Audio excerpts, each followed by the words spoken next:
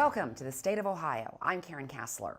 The top Democrat in Congress says the party isn't giving up on Ohio in 2020, even though Republicans dominated last year's election and the blue wave that many states experienced was isolated to only a few spots here. U.S. House Speaker Nancy Pelosi made her comments to hundreds who paid to hear her speak at the Ohio Democratic Party's annual legacy dinner last weekend. State House correspondent Joe Ingles talked to some who said they're optimistic about what's ahead, including next year's election. In the halls of Congress, Ohio Democrats don't have a seat at the table. They sit at the head of the table. Every member of your House Democratic congressional delegation holds a gavel in the majority. They are chairs of subcommittees. Pelosi says she will work to elect even more Democrats next year. Pelosi didn't focus on impeachment, though since that speech she said President Trump is engaging in a cover-up and wants to be impeached. The Ohio Republican Party said after her speech that Pelosi is the symbol of dysfunction that has plagued Washington for years. U.S. Senator Sherrod Brown's re-election was one of the few bright spots for the party in 2018, in which Republicans won the 5 executive statewide offices, kept their majorities in the State House, and won re-election in Ohio's congressional seats. But Brown says he thinks Democrats have a good shot in 2020. It was almost 50-50 in Ohio last year in race after race, or the aggregate state legislator. So it's going to be tough. It's uphill.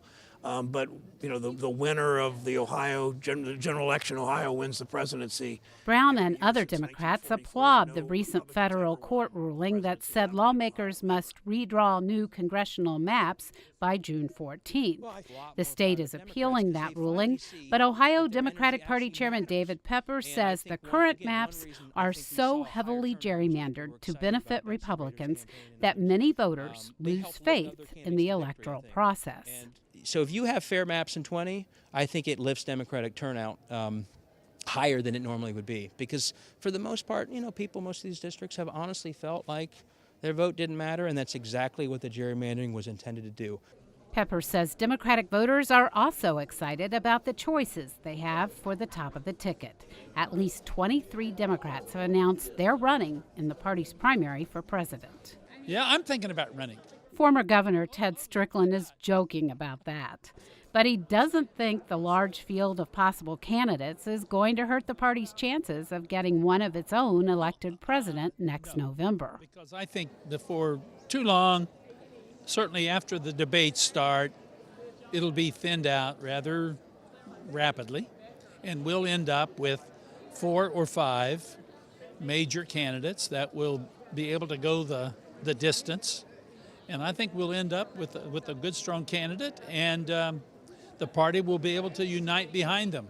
Democrats who attended seemed excited about their choices in 2020. Some prefer a younger female candidate. I wish it was time for a woman. That's one of the things, though, that, I'm an older person, and I'm very forward-thinking for an old person.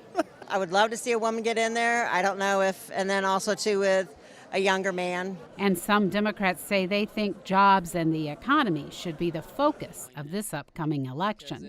If people aren't employed, things aren't moving. So that to me is a big one. But all of the Democrats we talked to agree on one thing. President Trump, who won Ohio by 8 points in 2016, should be voted out. We can't keep doing this. We can't. This is a nightmare right now. So it has to be better. Every day it's like it can't get worse, and it does. So it's like this has to get better. And these Democrats say they'll work hard to make sure it does. Joe Ingles, State House News Bureau.